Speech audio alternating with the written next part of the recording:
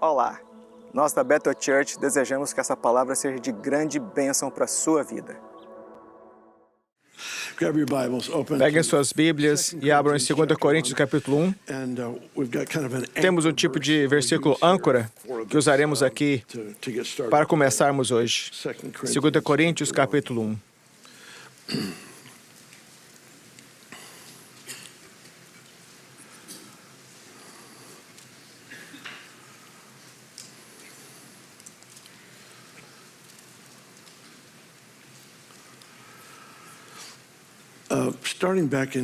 Em dezembro, comecei a falar e acho que já ensinei 5 vezes sobre o assunto desde então, sobre a Terra Prometida, que todo esse conceito de Israel saindo do Egito, indo para uma herança, para a Terra Prometida, é uma imagem da vida cristã.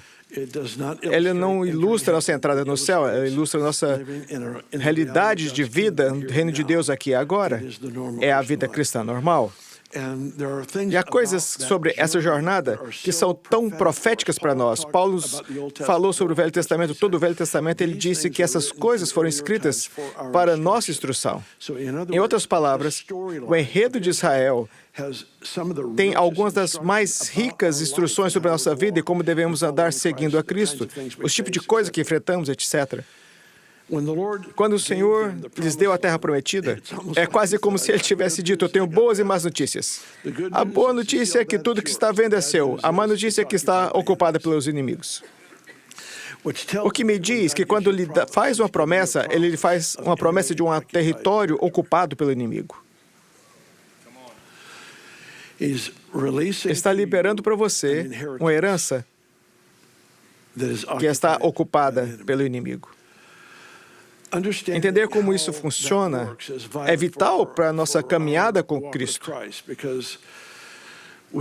Recebemos a ordem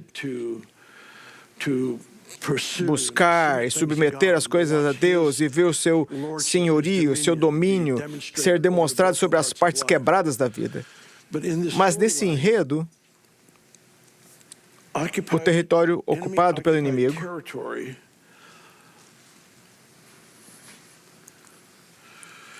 deixa-me voltar. Há anos afirmamos que sabemos que para o crente, o campo de batalha é a mente. Então, onde é o território ocupado?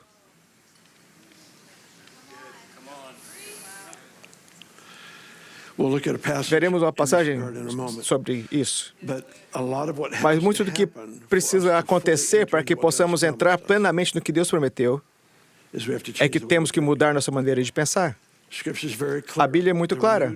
A mente renovada é a vida transformada. Somos transformados pela renovação da nossa mente. Uma vida transformada é capaz de receber a herança do Senhor e administrá-la bem. Muitas das coisas que pedimos nos destruiriam se eles nos atendessem. Não porque sejam orações erradas, mas porque não temos o caráter para administrar bem o que Ele nos daria.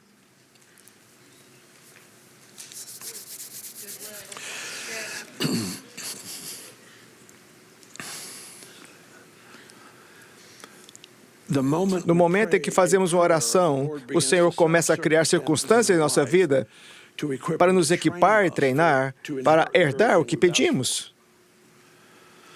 Algumas coisas vêm rapidamente. E eu amo, são minhas favoritas. Eu oro e é atendido amanhã. Essa é a coisa mais favorita que eu tenho. Mas muitas dessas coisas quais oramos, não estamos prontos para elas, mas é a vontade de Deus.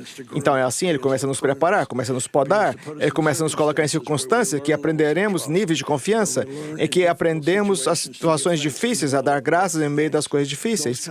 Esse tipo de coisa. Elas estão nos preparando, podando nosso coração para que possamos receber mais. Deus quer confiar em você para que Ele possa confiar a você.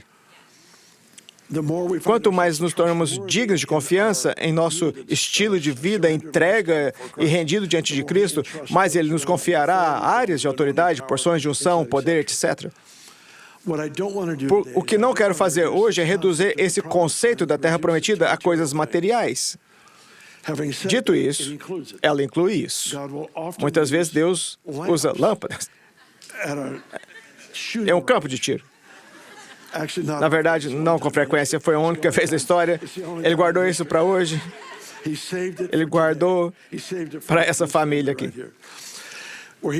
Ele é capaz de pegar uma coisa natural e tirar dela uma lição tão profunda e poderosa. Em meu iPad, eu tenho uma lista de sonhos pessoais. Tenho duas listas que são importantes para mim. Uma grande lista de sonhos. São provavelmente 150 coisas que estão listadas ali.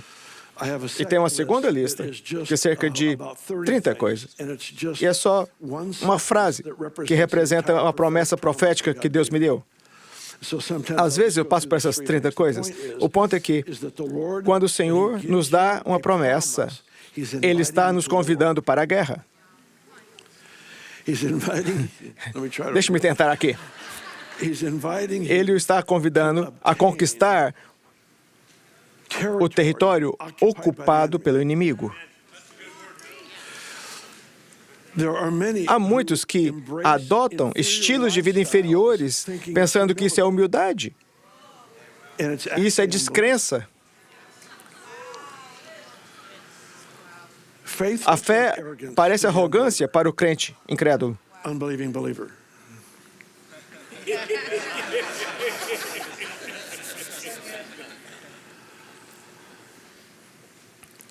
Se eu olhar para mim, me sentiria sobrecarregado por não ser digno. Se olhar para Ele, eu o considero digno de minha obediência. E tudo que eu faço com essa obediência traz glória a Ele. Não vou negar a Ele a obediência que traria um maior romper, que traria um maior impacto, e chamar isso de humildade.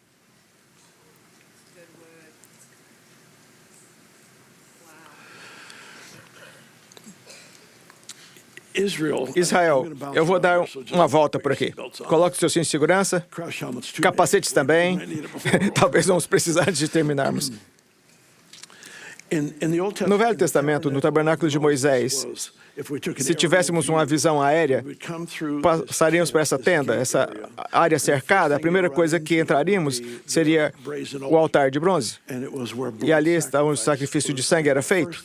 A primeira coisa que você entra ao se aproximar de Deus é a necessidade de derramamento de sangue. Então, Jesus Cristo, o Imaculado Cordeiro de Deus, foi morto em nosso favor, lidou com a questão do pecado, com a questão do sangue.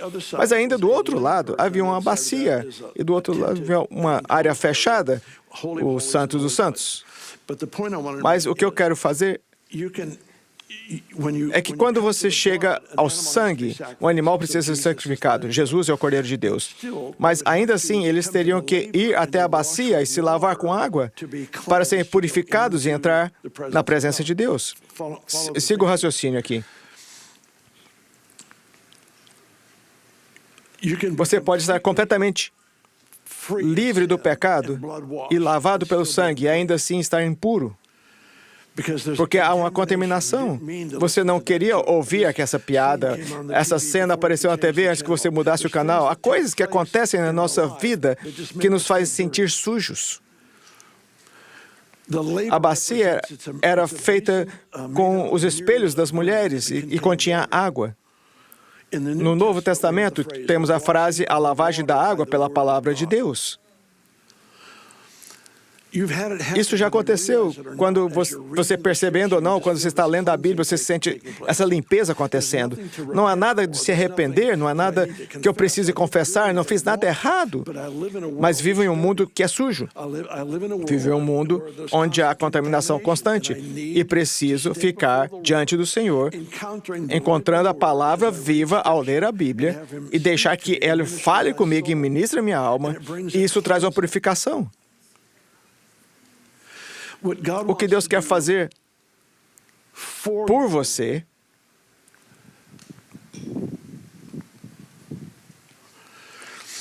é prepará-lo para que Ele faça algo através de você. A mente renovada entende que muitas vezes Deus resiste ao fazer algo por nós para que Ele possa fazer algo através de nós. Tudo bem, vamos ler a Bíblia e depois, como eu disse, vamos dar uma volta.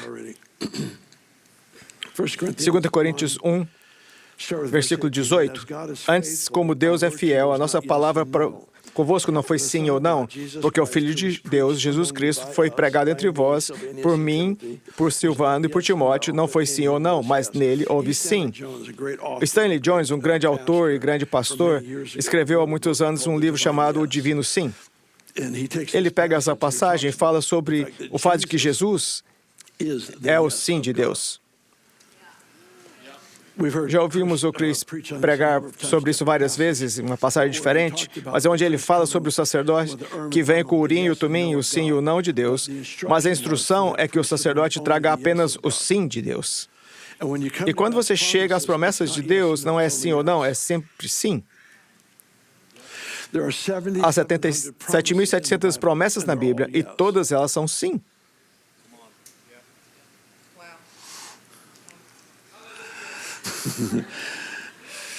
Obrigado.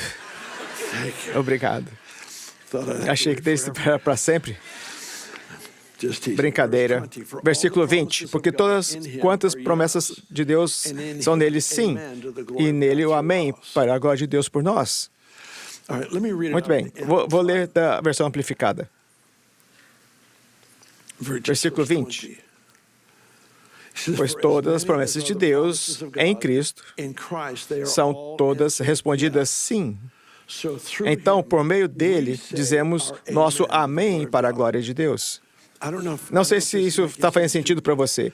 Aqui estão as minhas promessas e ele está esperando por algo.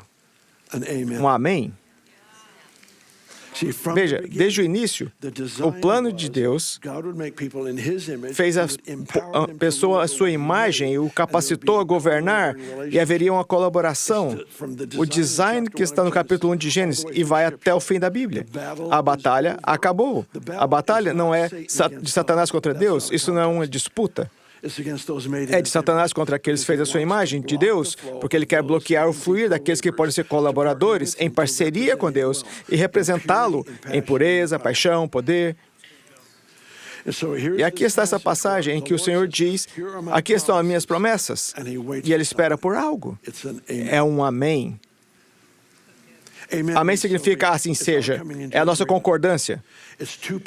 É uma cola de duas partes. Não vai aderir, a menos que haja a segunda parte. E esse é o papel que você desempenha, que eu desempenho, é o sim. Deus, amém. Estou de acordo com o que o Senhor declarou. O Senhor usa as promessas para nos levar ao território ocupado, para nos levar a vitórias que o glorifiquem. Sejamos honestos, ele pode vir e consertar tudo em nosso meio. Mas esse não é o plano. O plano é que você e eu assumimos uma posição de responsabilidade, uma posição de maturidade para representá-lo bem, em pureza, paixão e poder. Essa tríplice vertente nos ajuda a ilustrar quem é esse Jesus, esse propósito, esse plano de Deus Todo-Poderoso que criou os mundos, projetou e ele criou você e eu.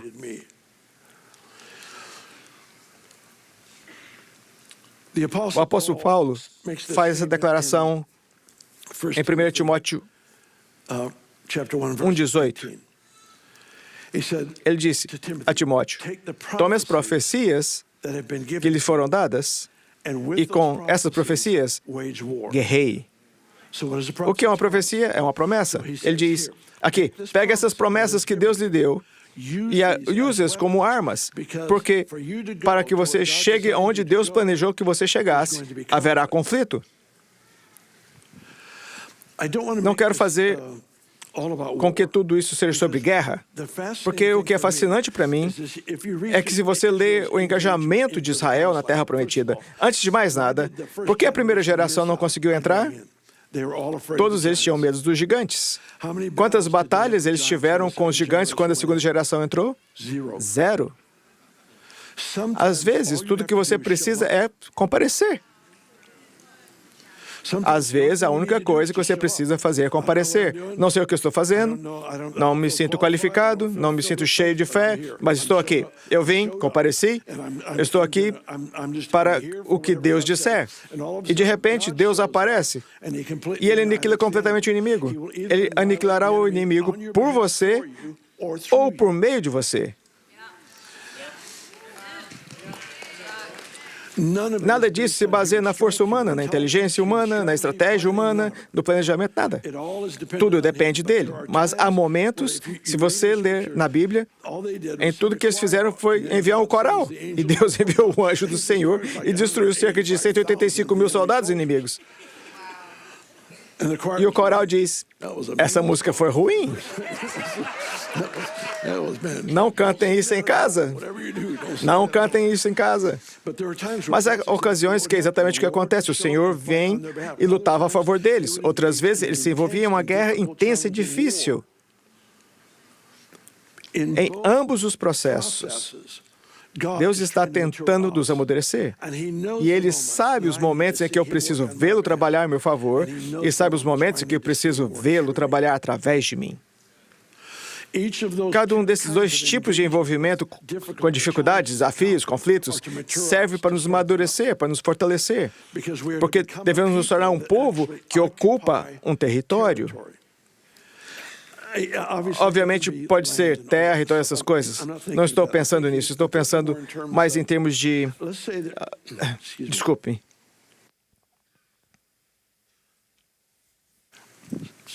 Desculpe. Digamos que você venha de uma longa linhagem de famílias disfuncionais. Você sobreviveu, mas os relacionamentos não são saudáveis.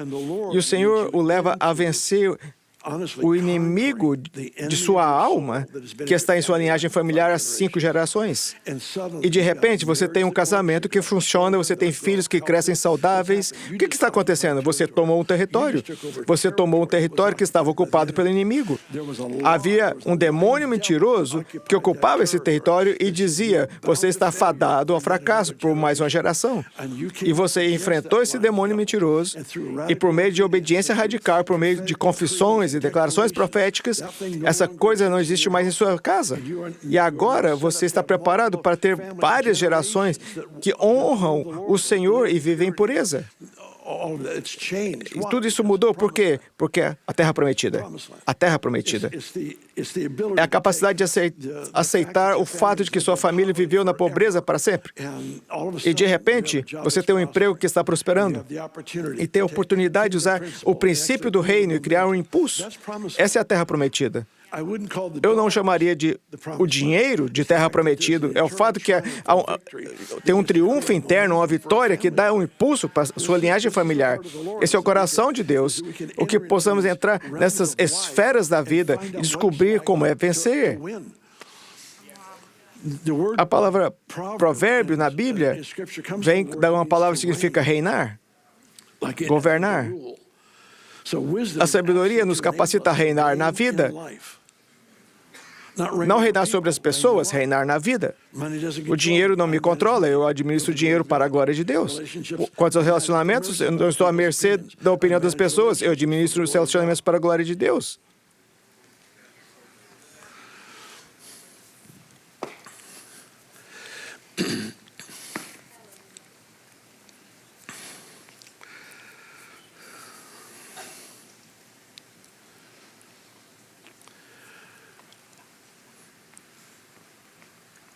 Em 2 Coríntios 10, há uma passagem sobre a mente e a guerra contra a mente. Certamente é uma passagem mais importante da Bíblia sobre esse assunto. Ele diz, as armas da nossa batalha, versículo 4, não são carnais, mas poderosas em Deus para nos derrubar fortalezas. O que é uma fortaleza? Se você puder imaginar, os dias medievais têm castelos, cidades muradas, e as fortalezas são esses lugares onde o inimigo habita. E as armas da nossa guerra são para derrubar fortalezas. As armas são para derrubar fortalezas. O que Paulo disse a Timóteo sobre as suas profecias era uma arma. O que ele está fazendo? Está derrubando fortalezas do inimigo em território que ele quer invadir. Derrubando os argumentos e toda altivez que se levanta contra o conhecimento de Deus. Se você pensa sobre si diferente da forma que Deus pensa sobre você, você está se apegando a uma ideia que se levanta contra o conhecimento de Deus. Se você entretém, se você se apega a uma autopercepção que é diferente do que Deus diz sobre você, então você está se apegando a algo que está em guerra contra Deus, é um conhecimento que se levanta contra o conhecimento de Deus. Levando cativo todo pensamento à obediência de Cristo. Aqui está esse conceito. Um pensamento ruim não cria uma fortaleza. É preciso se arrepender dele, mas ele não cria uma fortaleza. Mas se você pudesse imaginar um pensamento errado, um valor errado, como sendo uma grande pedra, você põe uma num lugar e continua pensando assim, logo você terá suficiente para construir um muro grande o suficiente para que o inimigo se esconda atrás dele. Pensamentos ilegítimos repetidos criam esconderijos para o inimigo.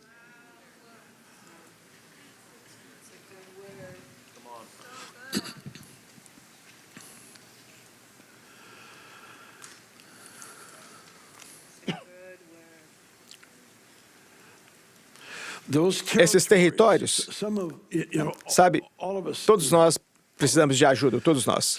Alguns foram criados em determinados ambientes onde foram treinados para pensar, reagir, sentir de determinada maneira. E agora nasceu de novo, você tem as boas novas, todas as coisas se tornaram novas, tudo se fez novo. E então você tem não a má notícia, mas a notícia desafiadora, trabalhe diariamente sua salvação. A terra prometida é toda sua. Ela está ocupada por inimigos, agora vamos lá e vamos tomar o controle. Você tem essa maneira de pensar que toda vez que essa crise surge, você reage dessa forma. Mas agora você tem acesso a uma maneira diferente de viver, a uma maneira diferente de pensar. Isso começa com as fortalezas do pensamento. Vemos esse problema surgir e nossa reação inicial é reagir, ou ficar com raiva, acusar e fazer tudo isso. O Senhor traz essas coisas à tona, nunca para nos envergonhar, mas para que vejamos o que Ele vê. Ele as vê sem ter que trazê-las à tona. Ele nos permite ver o que Ele vê para que possamos confessar e arrepender. Porque o Senhor está tentando nos levar a um lugar onde ocupamos esses territórios. Chris disse isso muito bem anos atrás em seu livro sobre os cães da ruína latindo nas portas do destino. E aí que muitas vezes somos a maior resistência àquilo ao qual que você tem fome e anseia, aquilo que você foi chamado. Muitas vezes você é chamado para fazer exatamente aquilo que você mais teme.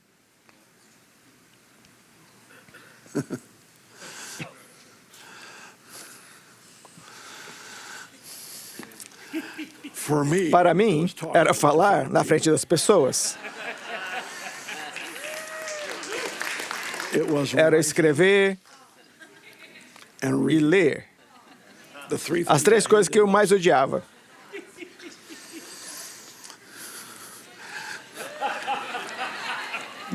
Isso é chamado humor divino.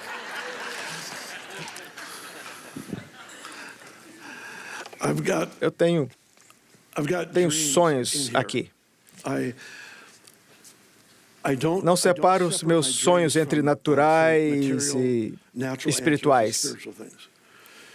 Eu já lhes disse ao longo dos anos que nós separamos o natural e o espiritual. E ele não faz isso porque só tem um. É tudo natural. Tudo é natural para ele. E não separo as duas coisas porque, se eu fizer, pensarei que ele prefere uma oração respondida à outra.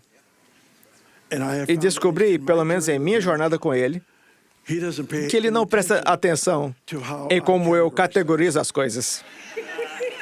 De jeito nenhum. De forma alguma. Alguns anos eu estava olhando um catálogo de pesca, porque A vontade de Deus é a pescaria. Eu estava olhando por cada página para ver se eu ouvia o testemunho do Senhor sobre o que eu deveria comprar em seguida. Tenho que admitir que todo o catálogo passou e eu não escutei o Senhor falando nenhuma vez, mas eu continuei porque eu queria dar a ele uma segunda chance. E eu folhei página após página e observei todas essas coisas incríveis e cheguei ao final. E se você chega até o final, é porque gosta muito. Você está nisso para sempre. Porque no final tem essas coisas que não tem nada a ver com pesca, mas poderiam ter. Cheguei a essa página, quase no final, cheguei a essa página e havia um frasco. Um frasco é como uma garrafa de prata curvada, pois se encaixa perfeitamente nessa parte da sua anatomia e vai no bolso de trás. Aparentemente, os pescadores gostam de levar uísque para incentivá-los quando não estão pegando peixes. É só isso que eu consigo imaginar. Eles colocam isso lá. E quando estão no riacho, eles tiram um dia para isso. Virei a página e olhei para o frasco, fiz uma pausa, olhei para ele e disse, essa coisa parece muito legal. Olhei para o preço e achei que poderia pagar. Foi isso que eu pensei. Eu posso comprar, mas não tem uso para isso. Então eu virei a página, segui, terminei o catálogo, Deus nunca falou, continuei com a vida. Uma semana depois, eu estava no Reino Unido, Ben e eu fomos lá e fizemos a conferência. E depois do final, acho que na primeira reunião, uma senhora veio com presentes para nós, um presente para ela e um para mim. Ela pediu a minha esposa que abriu dela primeiro, era uma caixa de sapatos com todos os tipos de coisas que compra para uma mulher de Deus. Tipo, eu nem me lembro dessas coisas. Algo como o nome de Jesus, óleo da Terra Santa, brincos com cruzes. Parafernália cristã é o tipo de coisa que amamos tanto. Então, quando ela terminou, nós, é claro, agradecemos. Eu abri o meu, havia só uma coisa no meu, era um frasco. Era um frasco. Em primeiro lugar, eu não parecia ser assim para ela. Eu disse, oh, é tão incrível, muito obrigado, é lindo. Eu agradeci de verdade. Mas no fundo do meu coração eu dizia, você está brincando? Você está brincando? Eu tenho uma lista urgente de pedidos de oração, são pedidos de vida ou morte. Eu tenho uma de seria bom, são coisas importantes, não são de vida ou morte, mas são importantes. Depois tem uma lista de bônus. Se as coisas estiverem indo bem, talvez o Senhor queira atender uma dessas orações. E embaixo de toda essa lista de orações, há uma pilha de coisas que não mereciam nem entrar na minha lista de orações. E no fundo dessa pilha de coisas que não mereciam entrar na minha lista de orações, Deus pega um frasco e diz, eu vou lhe mostrar quem eu sou. Que nenhum pensamento que você tenha passe por mim. Nenhum desejo, nenhum valor deixa de ser reconhecido. Até hoje tem aquela coisa sentada ali profetizando para mim sobre um pai que é diferente do que eu pensava. Ele não é tão religioso quanto nós.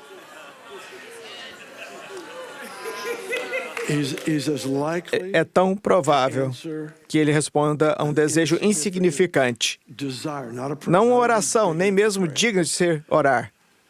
É tão provável que ele responda aquela coisa que nem está no seu radar, que você pausa uma vez para olhar, quanto a coisa poderosa que poderia mudar tudo. Porque tudo que ele faz para revelar quem ele é. E nessa terra prometida, que fomos chamados para entrar, sinto que temos que melhorar. Não sei como dizer isso, deixe-me colocar dessa forma. Israel não herdou a terra prometida totalmente até que Davi fosse rei. Eu já compartilhei isso com você? Não. Eu já falei 2 vezes hoje, eu não sei o que eu já disse ou não. Davi foi quem trouxe a Israel a plenitude de sua herança. Eles não herdaram totalmente a terra prometida até que Davi se tornou rei, pelo que eu entendi. Ele chegou centenas de anos depois de Josué, inicialmente conduziu Israel à Terra Prometida. Anos passaram, Davi os trouxe à herança prometida. Provavelmente é uma coincidência, mas a palavra meditar e meditação aparece na Bíblia, creio que 21 vezes. Dessas 21 vezes, creio que 16 vezes são mencionados por Davi. Por quê? Meditação é quando você se envolve de coração a coração com a palavra viva. Você se envolve com uma pessoa sobre o que ela disse. Há muitos anos aqui, muitos na igreja em todo o mundo, aos quais você pode fazer uma pergunta, eles entendem a Bíblia, eles podem lhe dar uma resposta bíblica, mas não conseguem demonstrar o poder por trás da resposta. A memorização da Bíblia é importante, aprender os conceitos é importante. Não quero deixar isso de lado. Mas há uma diferença entre ser capaz de dar uma resposta certa em um teste bíblico e ter uma resposta bíblica quando surge uma crise. Não apenas por causa de uma teologia correta, mas porque eu me tornei um com o que Deus disse. Deus quer que a palavra se torne carne novamente. Ele quer que esteja tão imersa em nós que meditemos. Você pensa, pega a palavra de Deus e diz, pelas suas pisaduras fomos curados. E várias vezes na história, alguns dos grandes avivalistas de cura, suas famílias estavam doentes, eles estavam doentes, e ainda assim levaram a Bíblia a sério e começaram a orar sobre aquele versículo e começaram a meditar. Meditação oriental, você esvazia sua mente. Meditação bíblica, você preenche sua mente. Eles pegavam esse versículo e, em espírito de oração, meditavam nesse versículo. Pelas pisaduras de Jesus foi curado. Isso já foi feito. E eles o tinham em sua boca. Conversavam, faziam perguntas, dialogavam, citavam, proclamavam, profetizavam. E com o tempo, o que era externo em uma página impressa se tornou parte de quem eles eram e como pensavam e se viram curados. Muitos deles se viram liderando ministérios no quais milhares e milhares de pessoas experimentavam o poder milagroso de Jesus. Como que isso aconteceu? Porque alguém se interessou o suficiente para, posso dizer, pela terra prometida, para meditar em espírito de oração para chegar até lá, tornando-se o que Deus havia dito. Ilustrando, modelando, sendo capaz de mostrar, este é o coração de Deus. Não se trata de uma questão de teologia. É assim que Ele é. Ele fornece frascos desnecessários e inutilizáveis para lembrá-lo de como Ele é.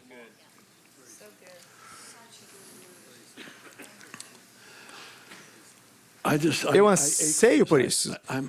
Toda vez que falamos para nós mesmos, mas nesse momento específico,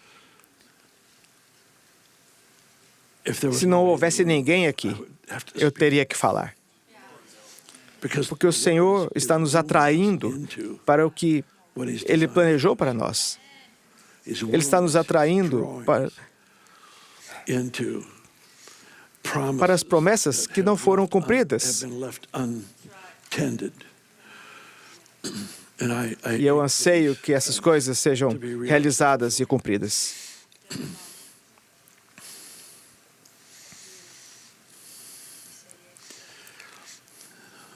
Eu estava sentado perto do Lago Whiskeytown. Para todos vocês que não fazem parte de Redding, a ilustração do meu frasco e agora o Whiskeytown Lake. Não é um tema comum, mas ele aparece. O Whiskeytown Lake também tem o Brandy Creek. Não sei o que fazer com isso. Esses são os nomes verdadeiros. Eu estava lá à beira do lago, muitos anos, e eu tinha minha Bíblia, era um dia ensolarado, estava sentado em uma das rochas do lado direito. E tem um pequeno poço ali. Eu estava sentado sob o sol, lendo minha Bíblia, adorando a Deus e me divertindo, na verdade. Eu era o único ali e observava pequenos peixes nadando no poço na minha frente. E eu pegava aquelas pedrinhas que estavam ali ao meu lado e eu jogava na água. E eles subiam, comiam e cuspiam. Meu trabalho era atormentá-los. Fui designado por Deus para atormentá-los. Não é assim. Então eu continuei fazendo e tive esse pensamento. Será que eles comeriam uma abelha?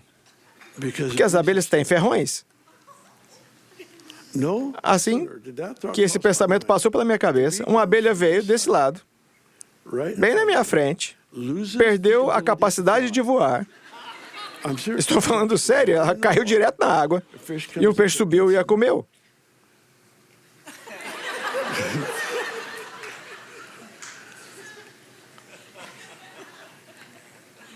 Muito bem, estou impressionado. Me assusta o fato de que ele possa conhecer nossos pensamentos tão bem assim. Não quero dizer que eu não sabia, mas aprendi. Por quê? É possível ter uma vida de pensamento tão arraigada com seu coração, com sua mente, que o que você pensa anuncia a possibilidade da próxima temporada. Isso nos leva ao triunfo para o qual Deus nos planejou. Nos leva para aceitar a promessa, citá-la, meditá-la, buscar a palavra do Senhor, confessá-la, declarar, proclamar, orar. Porque há uma terra prometida que não virá até você. Você tem que ir até ela. Amém. Pode, por favor.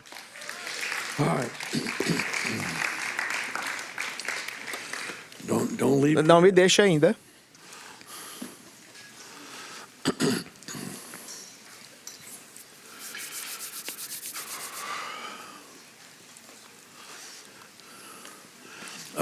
Tem uma lista enorme de promessas, meu Deus.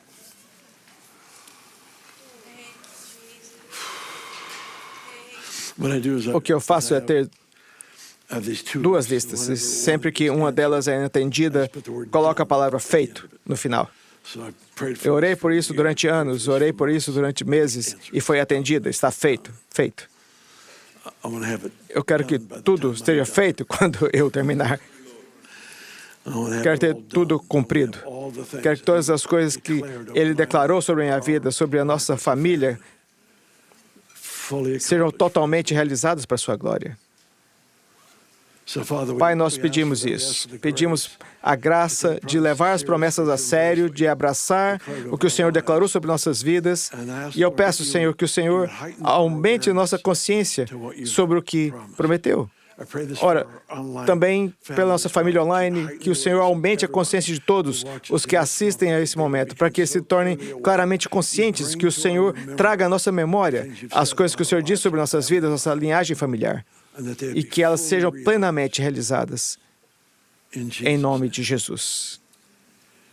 Se houver alguém aqui que não tenha um relacionamento pessoal com Jesus, mas antes de sair, você diria, Bill, eu não quero sair até que eu tenha encontrado paz com Deus. Se isso for você, levante a sua mão onde está. Você quer saber o que é ser perdoado? Você quer ser um discípulo, um seguidor de Jesus? Se é você, não perca a chance, porque é a hora. Muito bem. Pai, peço que o Senhor aumente exponencialmente nossa consciência do que o Senhor está prestes a fazer, de que o Senhor está dizendo. Oro em nome de Jesus.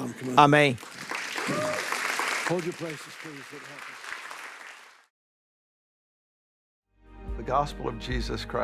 O Evangelho de Jesus Cristo é a boa notícia. É o fato que Jesus tornou nosso lugar pela punição do pecado, para que pudéssemos entrar no seu lugar de vida eterna. Convido agora a se voltar o seu coração para o Senhor Jesus e dizer: te recebo como meu Senhor e Salvador. Deixo todas as partes da minha vida que não te honram e vivo intencionalmente para servi-lo, honrá-lo, para celebrar como meu Senhor e meu Salvador.